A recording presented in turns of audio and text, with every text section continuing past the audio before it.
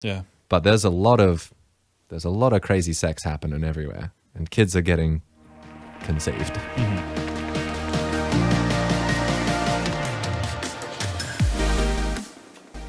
Well, welcome back to Open to Truth, a podcast all about exploring big ideas and discovering truth together. My name is Clint. Hey, I'm Tony. Welcome back. And today I'd like to discuss a topic perhaps somewhat near and dear to your situation. Yeah. And that is the having of children. Yeah. We already went through a whole episode on what to do once you get them. Yes. Yeah, we talked about that a few episodes back, so I'm trying to figure that out. But now I'm kind of wondering, sorry that you're already a little bit into this, but should you have them at all? At this point, we are choosing to go forward. Okay. Yeah. Right. We're like 9 weeks away. Yeah. So he's coming into the world pretty soon. But Whoops. Are you allowed to say yeah, it's been done. the gender? Okay. There it is. Am I? Well, I mean, I meant like socially, will you get in trouble with your spouse? Not that you like Yeah, just no. miss a... Not that I'm assuming his gender. Yeah.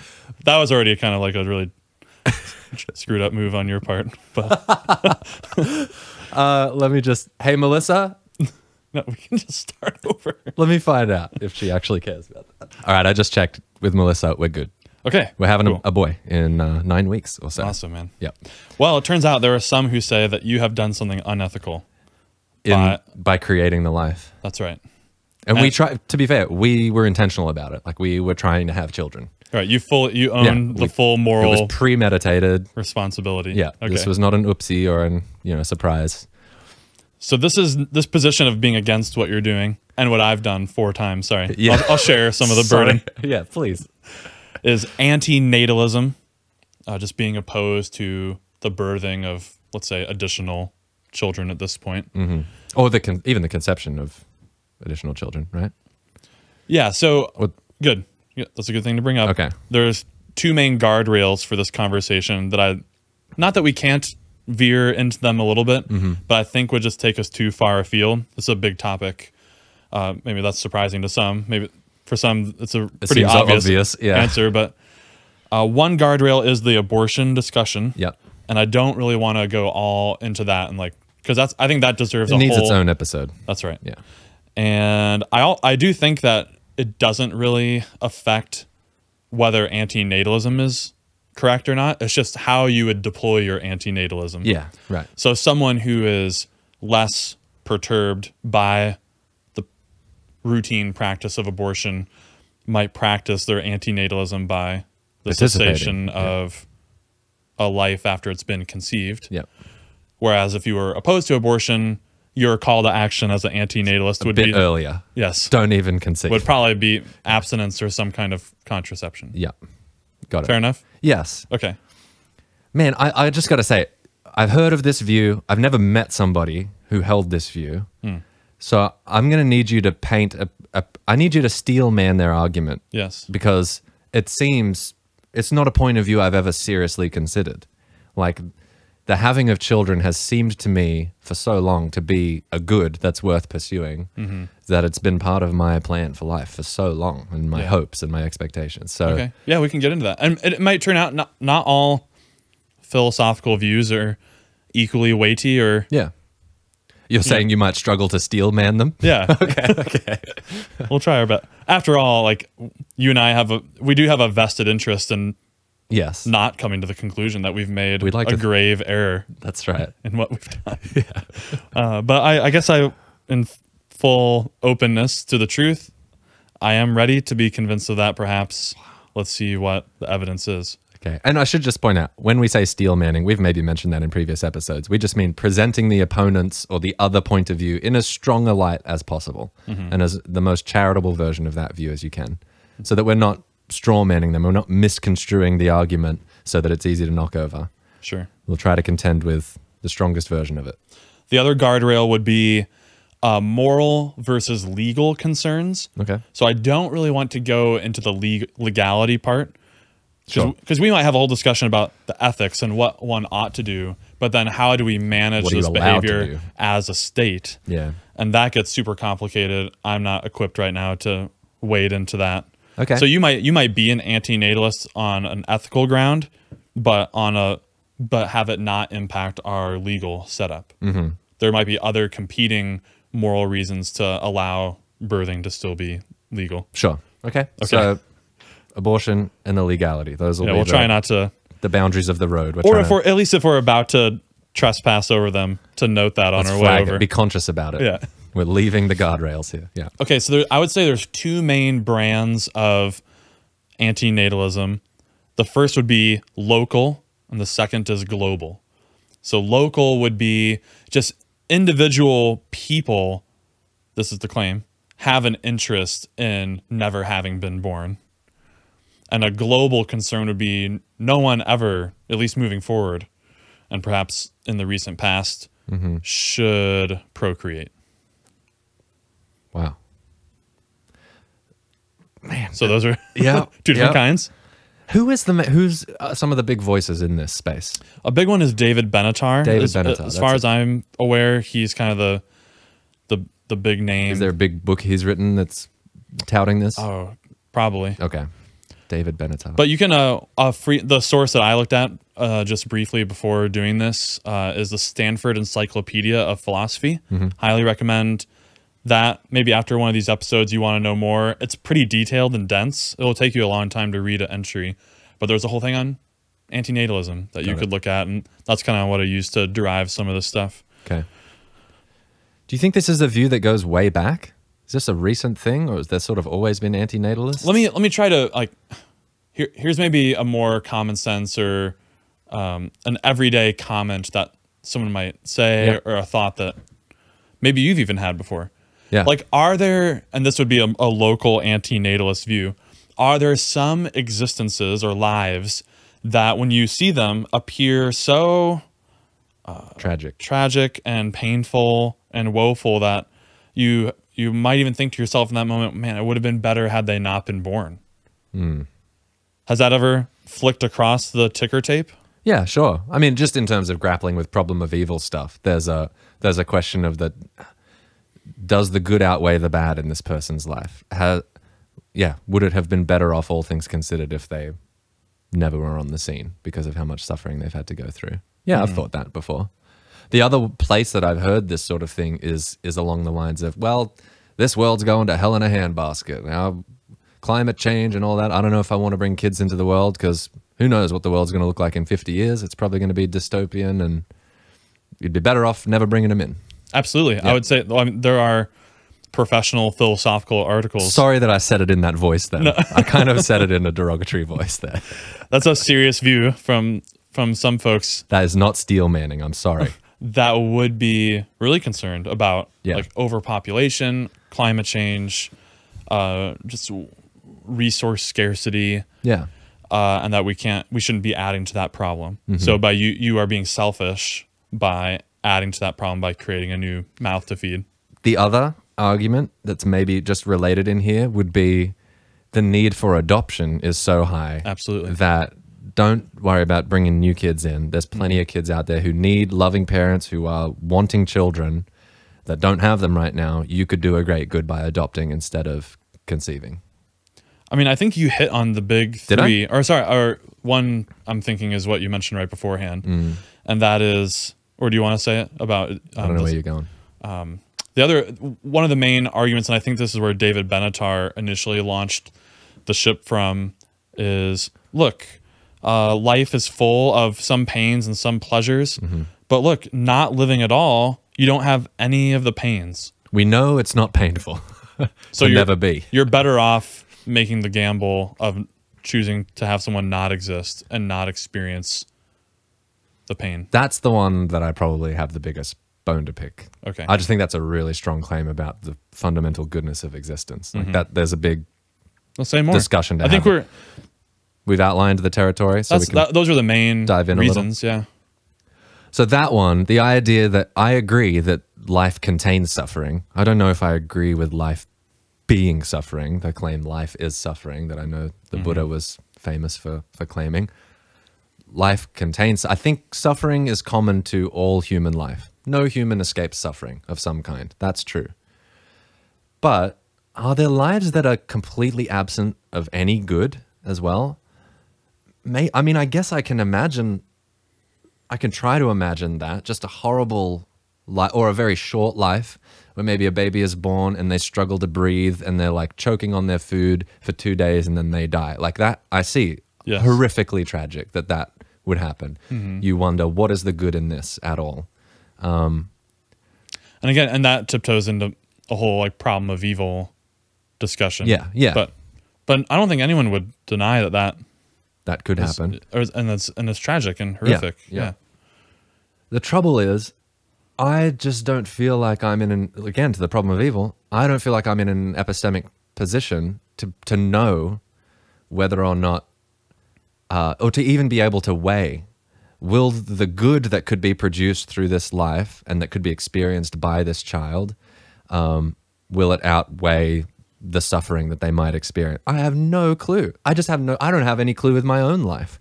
I don't know how the next 50 years are going to unfold for me and whether the suffering will outweigh the good. And I think part of the challenge and invitation of the human experience is to live in such a way that your suffering has enough meaning that you can bear it and it's worthwhile. Live in such a way that the suffering you have to experience is worth it. It's worth the grind that you have to give yourself to. Because in the same way that I think the potential suffering your child could experience is theoretically limitless. Who knows how bad their life could go? Who knows how good it could go? I don't know. I mean, and I think this is maybe even exacerbated on a more like fundamentalist Christian worldview where the consequences can extend ad infinitum. Sure, you're saying both eternity. ways, like eternal suffering and damnation or eternal bliss. Great. Well, that just magnifies the problem and throws the scope out literally infinitely. Actually, let's just tiptoe down this road. I hadn't really thought about this, but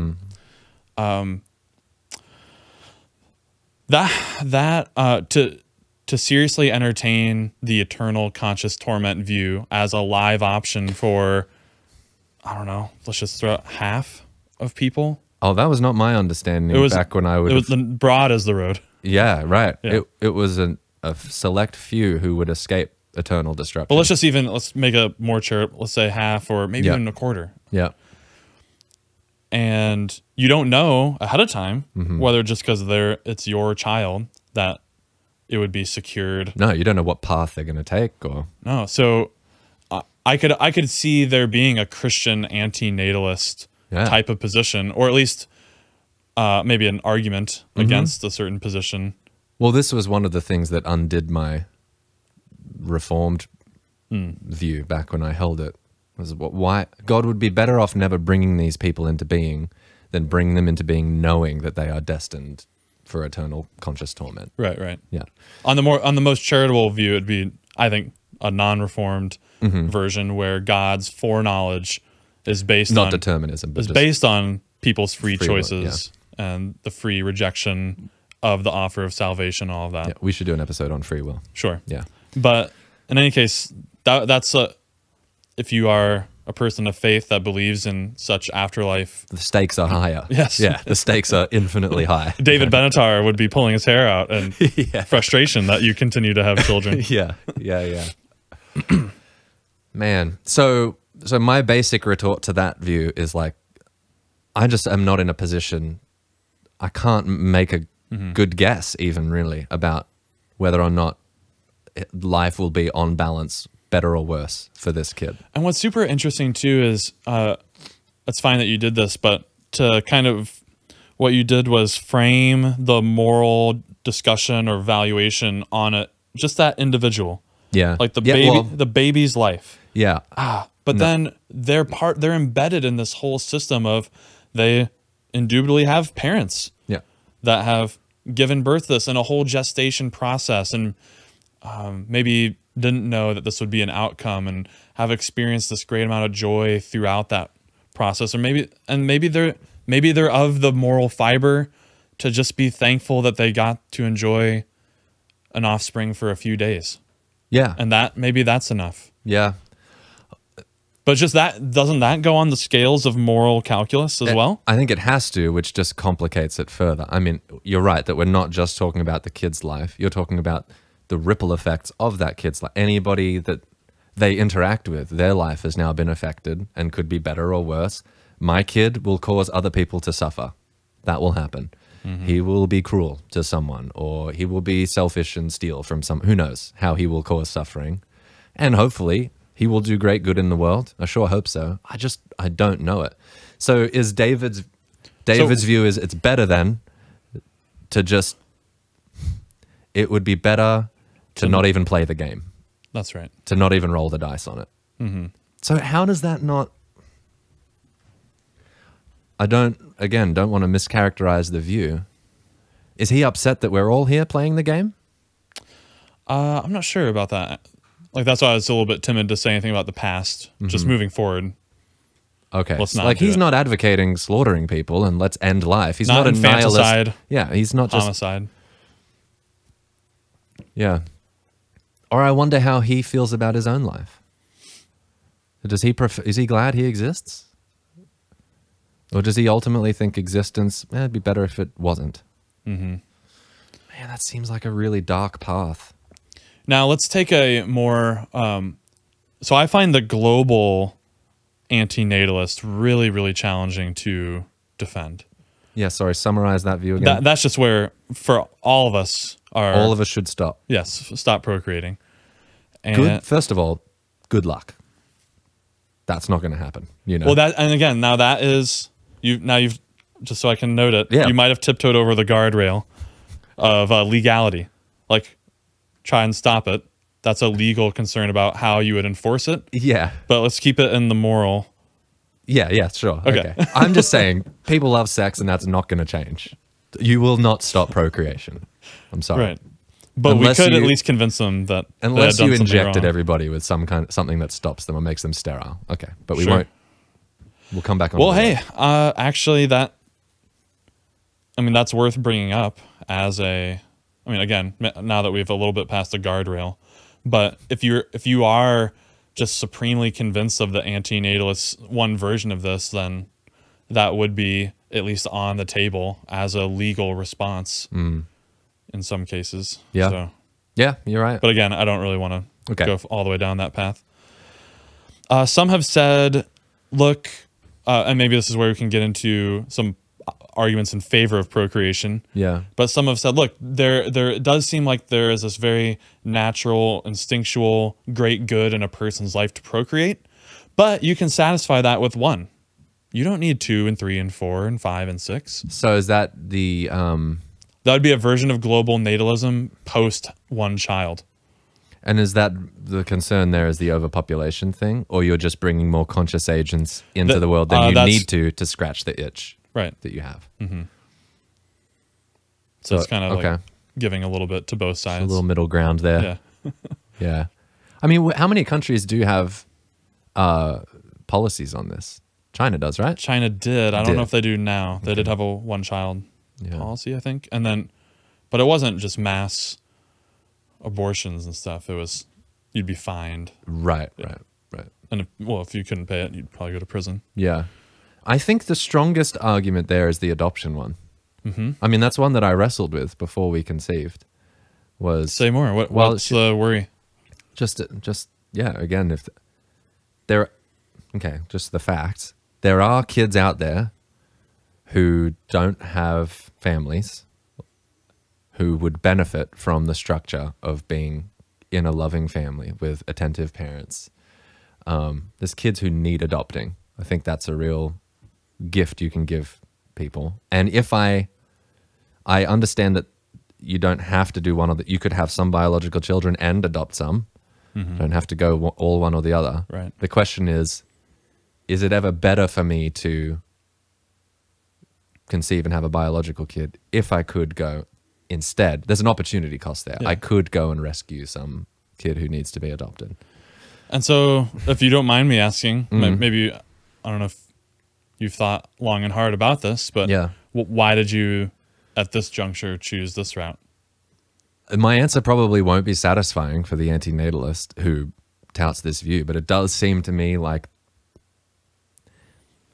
there is, I don't know, there was a desire. So it seems like there's it seems good to me to propagate my genes. Oh, I don't know. The genetics part. Yeah, I just I have a drive in me to procreate. I I have a hunger to eat food. I also have a drive to procreate. Now, that's not a justification, because I got all sorts of drives that I inhibit all the time. I don't act on all my drives. That's not an argument for it being ethical for me to do that. But it was for the thought of, for Melissa, and maybe this is just really selfish, but the thought of us never having a biological kid grieved us. I don't know. Even if only maybe there's a curiosity. What would it be like if he was half you and half me, you know, and what kind of kid would we make? Again, I'm not saying that makes a strong ethical argument, but it had a lot of emotional sway on us that influenced our behavior. So that's the truth of what went down. I mean, did you guys wrestle with it? You got 4 kids. Did you guys think about adoption? I did not. I've always thought about it. I have 2 sisters that are adopted. Okay. So adoption's part of our family. Didn't grow up with any stigma toward it. Yeah. I don't know if there is anywhere, but yeah, I don't know. But it was I maybe I'm wrong about this. I had the sensation that it was relatively difficult to adopt, costs a lot of money. I have heard that too. And we didn't feel like we were in a position to go through, like, even just the legal process of doing it would be tens of thousands of dollars that we don't, on top of then the normal cost of a child. Right. But you might, maybe you'd argue, look, you decide to have 4 kids though. Couldn't you have just had 1 biological and then adopt one, and that would be cheaper than the 4? And you can get into this really strange cost benefit analysis that in a way, like, and I think I would find it hard to put words to right now, but I'll try. It just betrays like almost a wrong way of thinking about the whole topic to be going through, like, maybe it's just an argument against utilitarianism, but you're something is too crass about this counting of the utils, the pleasures and pains on this, and running my calculator as though I'm doing my taxes. I'm like, oh, I'm $100 short. Yeah. I'm 100 pleasure points short of making this decision. Yeah. It just seems so bizarre, seems uncalculable in some ways. I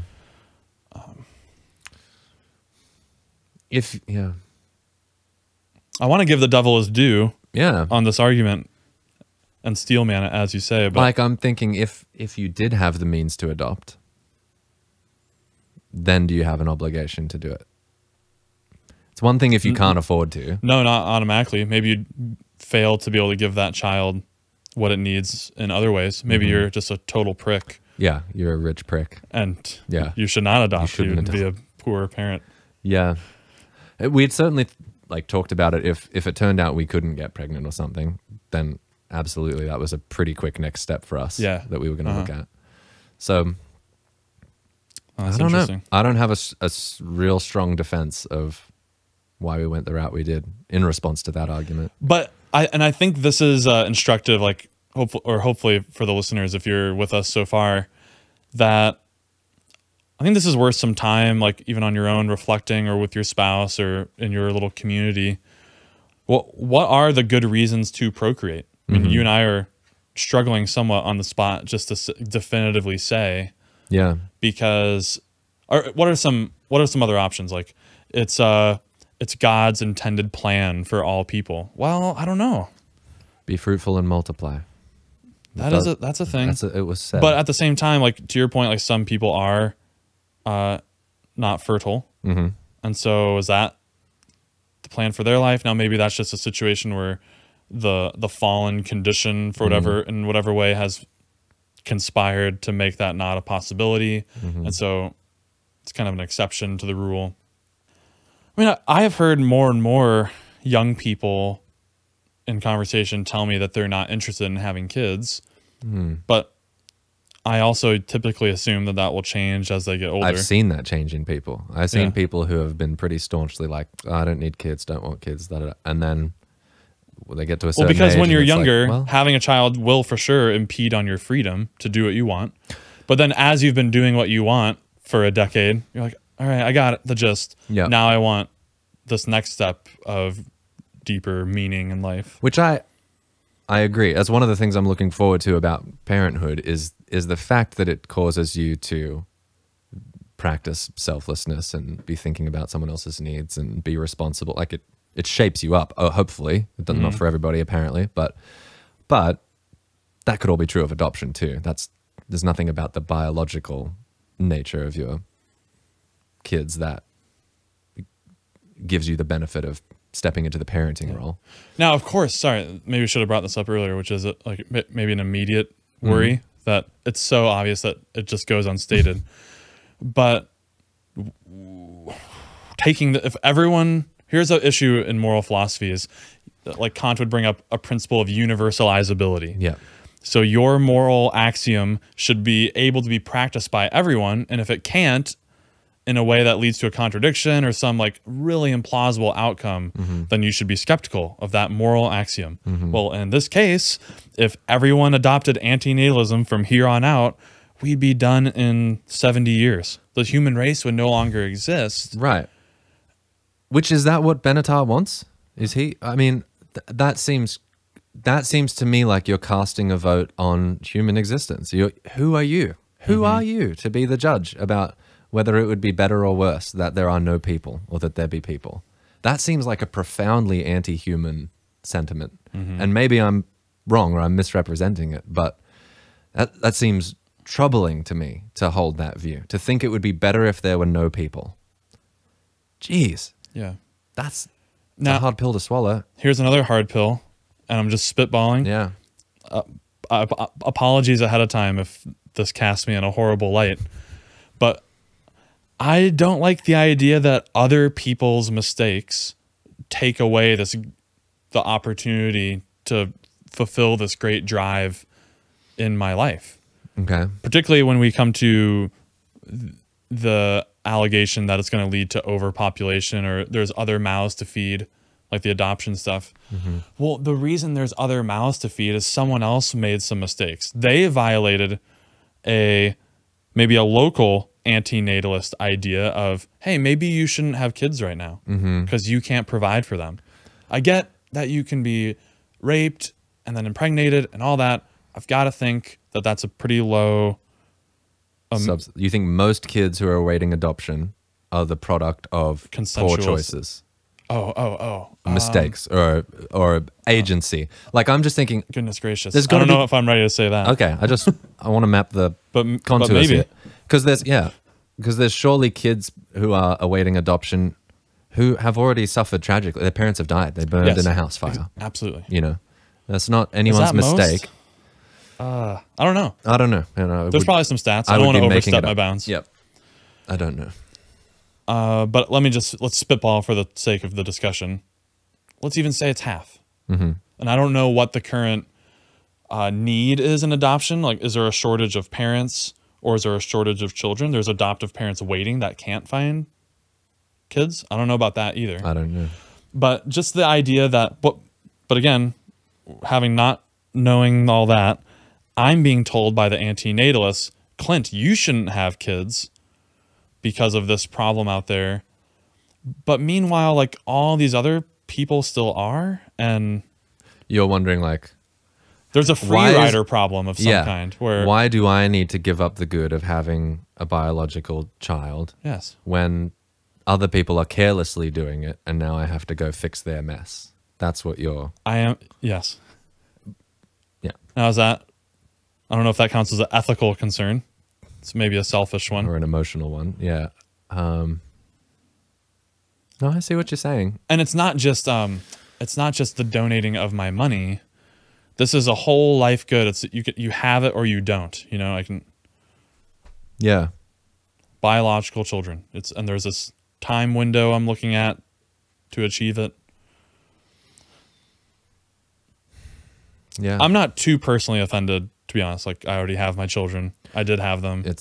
And despite all the writings that have been done about it at this point, and because I feel like I satisfied the necessary threshold to be a adequate parent, which was you will have the bottom rung of the Maslow's hierarchy at the very least. Yeah, you have your food, you have water, shelter, you have access to medicine. Your kids have a lot more than that. They have a lot more, but just for those who don't know, they don't have direct evidence to the higher rungs. So you're not contributing to the problem. No.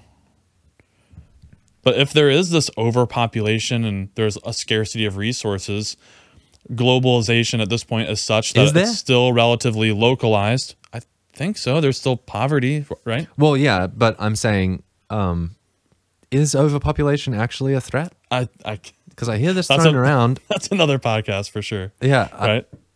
I don't know. I'm not convinced. Some would certainly say, yeah. Yeah. Yeah. I wonder how many people give this as serious thought as the anti-natalists would like before they go ahead and do it. Like, I have to imagine a lot of pregnancies happen, I don't know, under age 27 or something.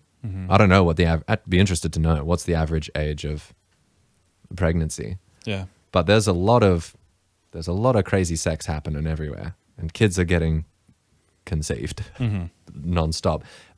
And I think in large part it happens before somebody matures to a point where they might seriously grapple with this. You know, that's funny. It's like, if only the average reading age of the Stanford Encyclopedia of Philosophy were 18. Yeah, well, I'm just thinking, I consider myself a reasonably thoughtful person. And even I didn't seriously consider this point of view until this conversation. It sort of has struck me as being just prima facie absurd. Just, no, it seems obviously good to me to want biological kids. No, I could be wrong. I could be wrong about these things. Now, I find this to be the weakest argument for anti-natalism, but it is still interesting to consider for a moment. So we've been talking all about more like consequentialist based ethics arguments, like it's going to lead to this bad outcome. Yeah. Don't do it. Well, someone might say more rights based, say, look, my right, and I read this somewhere. It wasn't David Benatar, or someone else. It's super interesting. But yeah, I bet if you Google it and type the basic gist of this in, you'll get the news article. Some guy is suing his parents for having birthed him, saying, you violated my right to consent to being born. So type that in if you can. Oh, and it's he's suing his parents. Now I am gonna jump over the legal guardrail for a moment. That is fascinating because you might wonder. What am I trying to say? It elicits now a conversation about the locus of rights. You might say the metaphysics of morals. What grounds are rights? Why do you have rights? How do you have them? And my right to my right to consent to being born is a right that you could only ever possibly possess once one is born. If you do exist already. Right. Yeah. So it makes me think it's not a genuine right. Right. Because it's nonsensical. It doesn't attach to anything. Yeah. And so this has been brought up in the literature back in the 80s. This guy, Derek Parfit, called it the non-identity problem. And he gives this kind of fun thought experiment. So Marie is taking this drug that if you were to conceive while taking the drug, a baby that is born would be born with a withered arm. Okay? Yeah. Now, if she gave birth right now, or like conceived right now, let's call that baby Amy. Okay. And if she waited 3 months for the drug to wear off and then conceive, let's name that baby Sophie. Okay. Okay. I think those are the names used in the article. And so the question is, would anyone be wronged in that story at different moments of conception? Are you wronging Amy by bringing her into existence when you could have brought into existence Sophie? And again, this is presupposing something about like biological essentialism, where the unique spermatozoa and egg are producing a unique person. So Amy can't be born at time T and time T2. No, it needed to be that specific sperm. Yeah. Breaching. Yeah. That's kind of interesting because I think we all have the assumption. Wait until you can have a healthy baby. Yes. That's my instinct. That's your instinct. And so, what's her name? Marie should. That is what my gut says. But why? But what makes it wrong? to bring about Amy.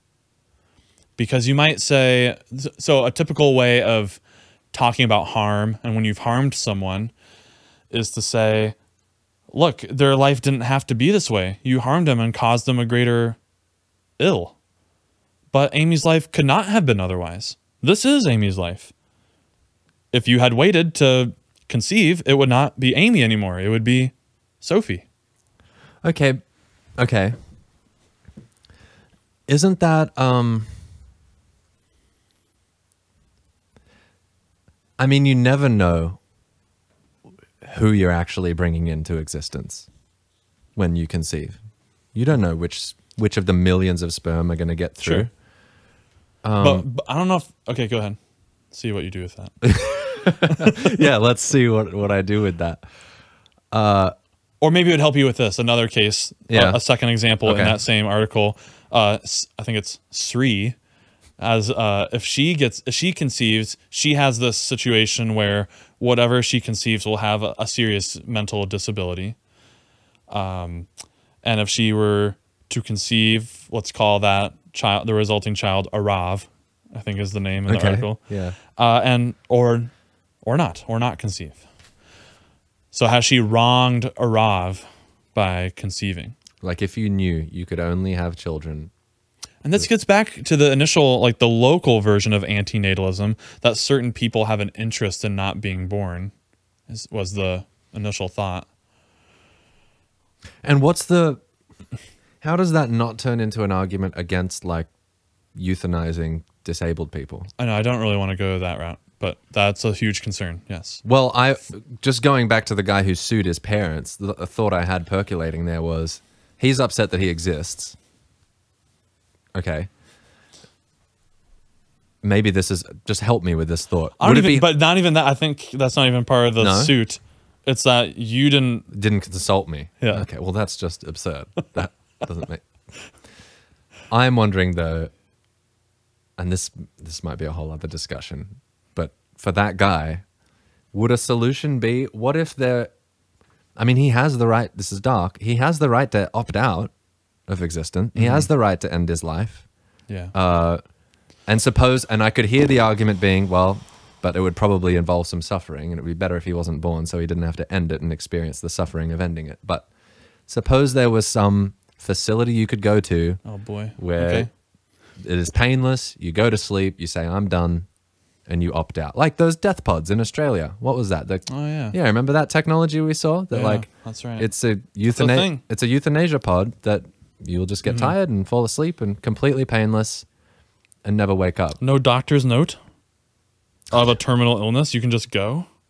I don't know. I don't know if it was legal. I don't know where it ended up. Yeah, but yeah. the technology exists. I understand. Yeah, I'm So following. so you get the thought. If he's upset, he can always leave if he hates it that much. I don't know what the implications would be of whether it's state-assisted suicide or euthanasia, however you want to talk about. Again, it's dark.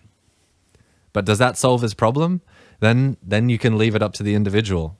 You don't have to consult them before they're born. Wait till they're born, and then they can decide, is this worth me continuing on? So are you just connecting that to our case of Marie and Sri? Are you saying that we can't know whether they harmed Amy or Arav because we need to ask them later? Yeah, kind of. Wow. Maybe. So, okay. Yeah. Interesting. Because I think, yeah. I'm so worried I'm going to step on landmines. That's okay, but that's man. the goal of the show, is step on landmines and then discover that you've stepped on them and change your thinking. Okay. So, there are people who are born with disabilities who still have great lives. Absolutely. And they live the good life despite the disability. And they overcome struggle. And yeah, they will struggle in some ways. But on balance, it's better that they're here than that they're not, you know? So. And if I may have the leeway to say, I don't have much personal experience in this space, but perhaps they even led an on the whole, all things considered, better life because they had the disability. Right, I can imagine that. Maybe the earlier children in a family had not as good jerk parents, but then upon having a disabled child, the parents' hearts are softened and something like that. You know what I'm saying? Yep, I do know what you're saying. So all of it just leaves me paralyzed with lack of knowledge of the future and how these things will unfold. So, well, but are you morally concerned about having had this conversation? Are you less morally confident in your decision to have a child? Yeah, slightly. Slightly. Because I haven't been able to knock down their argument as well as I would want, other than Well, this wasn't even this thought experiment was not even an argument. It was just a question about, do you think Marie harmed Amy by birthing her with a withered arm when she could have waited and had Sophie?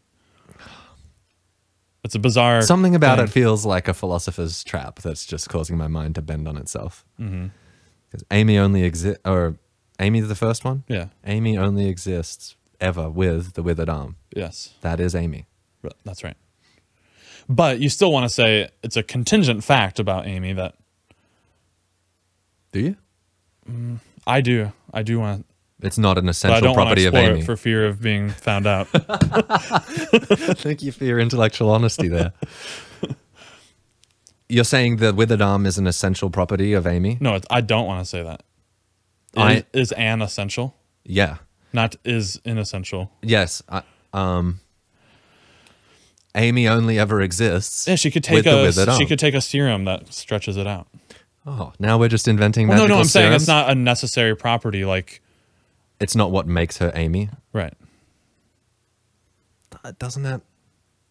It was an annoying point to bring up, but it doesn't help us. I was just saying, when you said like Amy has to have the withered arm. Yeah. Per the thought experiment, she will be born with a withered arm. But it's not a necessary essential property of what makes Amy Amy. Because it could be fixed. We just don't have that technology. That'd be great. How about this? Her genetic code is going to lead to that outcome. Sans intervention. Not that it can't be dealt with once it has led to the outcome. Right. But we will experience arm withering at some point. Okay. Yeah. Okay. Gosh. That digression was not in the original. Yeah. Or in a footnote. Just trying to get clear on it. Well, let me put you in the hot seat. Okay. What do you think about this? It's one thing to sit there and give the thought experiments. Give me your thoughts. So I'm going to help myself to a later part in the article. Of course. That I didn't. I'm going to throw myself a life preserver that you didn't extend to me. Okay. So they differentiate between cases of same number, non-identical problems, and different number. Okay. So the Amy Sophie is a same number problem, where at the end of the day, there's going to be the same number of people in the world. Yeah. But in the Sri Arav case, different number. We're deciding whether there's going to be this extra person or not. So I feel like there feels like a difference. I can't articulate it, but I feel like I'm wronging Arav more than Amy. Remind me of Rav's situation. Sorry. The mom is not either going to have someone with a mental disability or none at all. That's it. Whereas Marie just needs to wait 3 months. Yep. To have a child. Yeah. And you said you feel like you're wronging Arav more? Yeah. By bringing him into the world? Well, maybe I want to take that back. I don't know what I think. Seems like thin ice, man. To knowingly do it? That's the whole thing. Is to knowingly do it. I mean, wouldn't you say like a vast amount of disabilities are done unknowingly? Yes, I would. And I'm saying, this is preconception. Yeah. We're not talking about screening things or anything like that. No. Like this comes up all the time. Like you have is it Huntington's disease where you die by like 40? I don't know. It's bad. One of those. And it's just a genetic marker. You could go get tested right now and find out if you have it or if you have the recessive trait that's going to pass on to your child. You could go find out now. And a lot of people do because they then don't have kids on that basis, that knowledge basis. Really? But see, even that... You're going to give birth to a child that you know will die by 40. It's not obvious to me that I shouldn't do that. Okay, yeah. I understand that. I think you can have the good life in 40 years. you know? And I understand that there are plenty of disabilities that cause great suffering, whether it's physical pain, whatever it happens to be. Right. But I will say there are plenty of mentally disabled people who are happy and who have a great life on their own reporting, you know? Now, that's not true for everyone. There's some people who seem to be very non-functional or very distressed a lot of the time. I understand that can happen. So it would seem to me like it would need to be case by case. What kind of disability are we talking about? Because I don't think you can say they're harmed. Do you think, I almost wonder then too, if kind of what you're saying made me think of the reverse of natalism, of anti-natalism, which is maybe like obligatory natalism. Like if you're so jazzed about all these different lives that could be, why not just have as many as you possibly can? Yeah. Some people do, right? Yeah. On other grounds, but Right. they just don't believe in contraception. Yeah. But hey, if this deal is so great, let's just get more of these cooking. Yeah. But that seems crazy too, and we would limit it by maybe parental interest. Yeah, or how many could you responsibly care for? That would be my limiting factor, I think. I mean, it is our limiting But even then, factor. but Tony, like, and again, foot and mouth, mea culpa, I apologize. But my thought was, we were just a moment ago saying, like, even some of these really obvious disabilities, it's a genuine setback of how just having full access to the range of, let's even say, the God designed plant or something, blindness, let's say. Yep. So it's better to see than not to see. I'm probably going to think that for a very long time. Yeah. Okay. Now that's way worse than you're in a big family where dad spends a little bit less time with you. But that was a reason you just brought up to not have that other child. Yeah. I found myself thinking that you said free pass to have knowing you're going to have a blind child, but cut it off when you don't get breakfast alone with dad. Maybe I think parental interest is a greater good than sight. Wow. Okay. Maybe. Like that's a way out of the problem. Yeah. I'm trying to discern what is going on in here. Why did I have that intuition? It's because when I think about what makes life meaningful, what makes it bearable, in spite of suffering like a lack of sight, it is relationships. It is, I think for me, it is love. The amount of love that you can participate in, both giving and receiving and cultivating, all of that. I think that's kind of what we're here for. So, and that can happen in spite of some of these physical limitations, which is why I think. And what's kind of funny too, just what I routinely of late has been really fascinating to me is how much of our intuition is different now than it was like 200 years ago, where like, people just had lots of kids. Yeah. You know, and so no one was really modulating. There wasn't an option. I mean, before contraception. Right. Most families were like 8+ kids. Yeah. And so, you know, like, oh, if you have another one, they're not going to spend as much time with you. No one was really worried about that. Yeah. It's just kind of interesting. It is crazy how much birth control, the control over it now has changed the game. It changes how we relate to sex, all of that. A lot of this is based on that. Yeah. Man.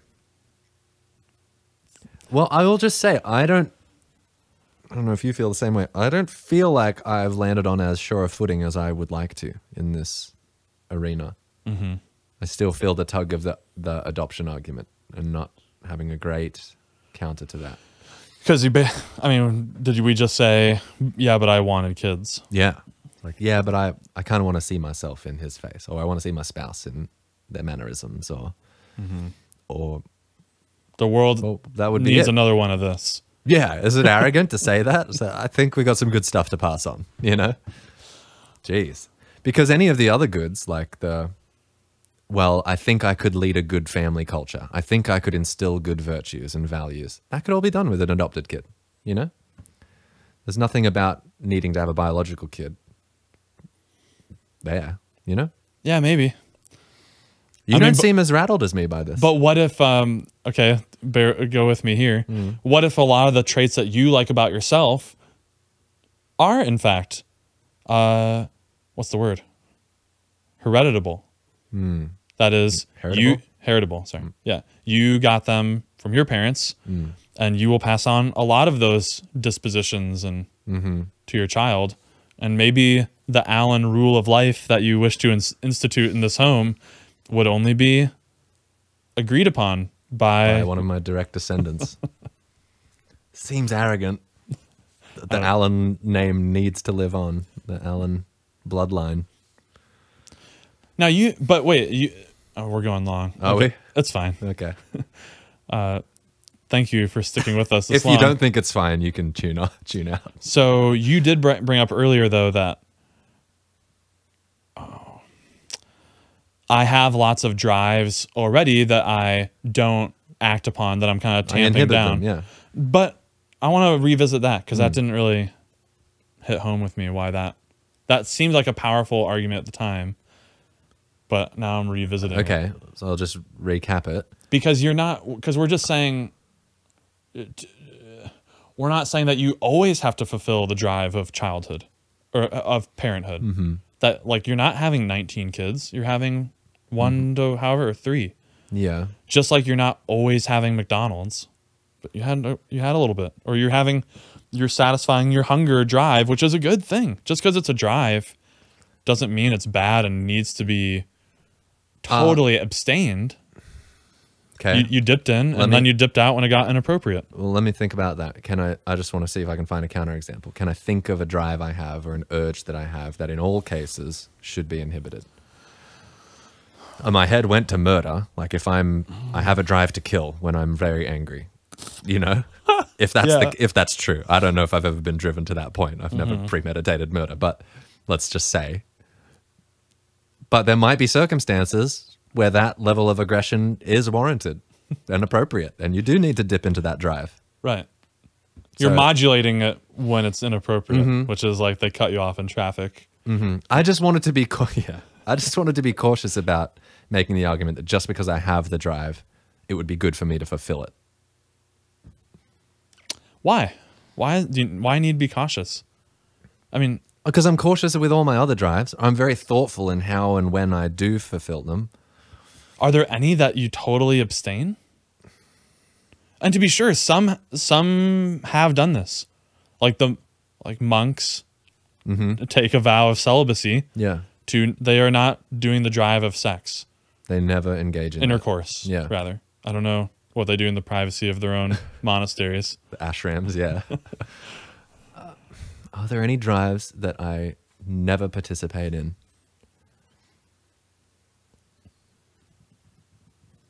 I think it might be good to fulfill the drives. Every drive has a situation in which it is good to fulfill that drive. Is that your claim? I'm going to go there. Yeah. Whoa. Okay. Listeners, if you can think of a counterexample, please write in. Again, and there's framing issues you need to do, and you really need to be clear on what the drive is. Like, yeah. So a man might say, I have this drive to see as many women naked or have sex with as many women as possible. Yeah. Okay, wait, you've just stacked the deck against me, I feel. Rather, we're just talking about the drive for sex. Sexual activity. Yeah. It doesn't need to be with all those other women. You can be monogamous. Yeah. Yeah. Yeah. So okay. Just shooting from the hip. I'm struggling to think of a counterexample. So listeners, this is where I lean on you. Can you think of a counterexample to what Clint just said? So I'm coming up short. And so here's the basic structure of the argument. Yep, lay it out. All human drives once fulfilled appropriately, contribute to the good life. Having a child is a human drive. Therefore, having a child will contribute to you having a flourishing life. And is it implicit in the first premise that there is an appropriate avenue of expression for every drive? There exists an appropriate avenue of expression for every drive. And when those drives are fulfilled in those appropriate expressions, it brings about the good life. I would put in ceteris paribus, all things considered. So like everything about you works properly. Someone isn't infringing. Yeah. All things being equal. Sure. Maybe I just learned. Okay. I don't know. Wow. I might have just formed a new wrinkle there. Okay. Maybe. So we started with, this is great, just as we wrap up. This is anti-natalism is ridiculous. Then we went through some arguments, and you're like, oh no, I'm not sure. Maybe I'm a selfish bastard for having my baby. Yeah. And then at the very end, you're like, oh wow. We pulled up the plane right before. Okay. Okay, I got a noodle on that. Yeah, sure. Yeah, I got to digest it for a bit, but I'm happy to land the plane there. That's good discussion. So yeah, if you're watching this, if you're still with us, probably put my foot in my mouth a few times. We're not trying. At this point, they have to know that's just par for the course. Not trying to be offensive. We are, what is this podcast? We are thinkers interested in a lot of different disciplines and aspects of the human condition. We are friends talking and trying to figure it out. And we think that dialogue is one of the best ways to get at truth. While practicing the intellectual virtues. Yeah. We want to be honest when we don't know. Yeah. So a couple of times I did feel shame. Yeah. That's part of it. And we're going to be honest about that. I felt shame about not knowing. Yeah. But I still had to say, I don't know. It's embarrassing. It's embarrassing. It's embarrassing to pursue a line of thought and then discover that it actually leads to really bad consequences. And to do it publicly in front of you and to put it on the internet. That's right. So it'll be there forever. But that's what we're doing. So hopefully you benefit from at least seeing how we engage in thinking about this stuff. And we do want to hear from you as well. Like I said, if there's stuff we missed, if there's counter arguments here that you want to chime in, we want you to join the conversation. We think dialogue's helpful, but we'd like to invite you into it. So good land. If you are an anti-natalist, I would love to interact with you because I've not met a person that believes that. Please. So you can do that. This is on YouTube. So if you're watching there, you can leave a comment. Or if you'd prefer, you can email us, mailbag@opentotruth.com. We read all of those and we'll get back to you. If you've got questions, stuff you want us to discuss here, let us know and we'll do mailbag episodes. Subscribe to the blog. Yes. Yeah, there's a blog that goes out each week on the topics that we're talking about for that week. Short little 3 to 5 minute reads in your inbox, written by Clint. He's a great writer. So you can go to opentotruth.com/subscribe and keep the philosophy nuggets flowing in your life. Keep everything lubricated nicely there in the brain. So, all right, thanks for listening. Stay curious.